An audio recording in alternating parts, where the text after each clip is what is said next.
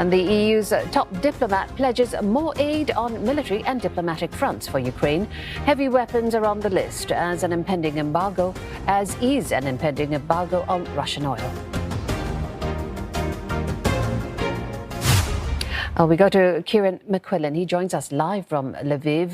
Kyiv has begun its first war crime hearing, Kieran, of a Russian soldier since the invasion started. What's the latest?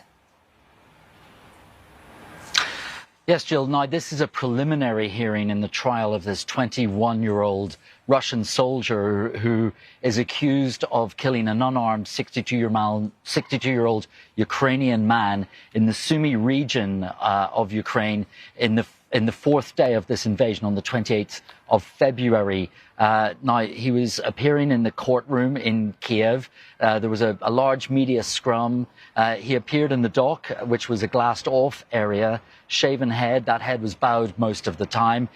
He was asked a couple of questions through an interpreter, whether he understood the charges, what his name was, where he was from, his age, etc., and whether or not he was going to plead guilty or not. He did say that he committed this offence, but he didn't know yet whether he was going to plead guilty. He needed some more time to talk to his defence lawyers, which he has been provided by the Ukrainian government. The circumstances of this are that he was driving a getaway car from a car that was stolen. He was getting away from a checkpoint of Ukraine military, and the accusation is that he used an automatic rifle to shoot this 62-year-old man in the head.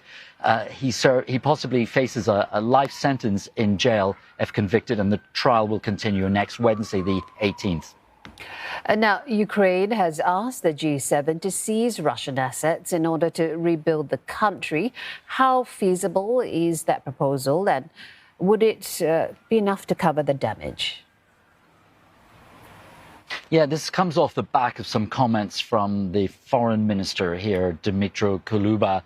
He has asked the G7 to follow in Canada's footsteps to try and seize some of these Russian assets. Now, it's going to be very difficult, actually, for the G7 to seize anything. There will be great difficulty, and perhaps lots of lawsuits will ensue. Part of the reason for this is that Russian assets are squirreled away in tax havens, all these vast sums of money through shell companies, etc.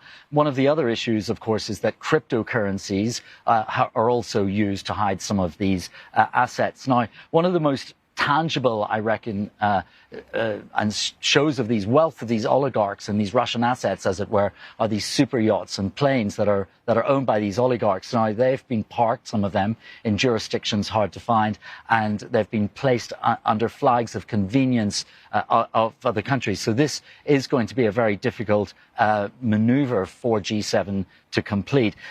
Earlier this week, the EU's foreign chief, policy chief, Josep Borrell, he suggested some similar moves. The reaction from Moscow, from Sergei Lavrov, the foreign minister, was that that would be theft.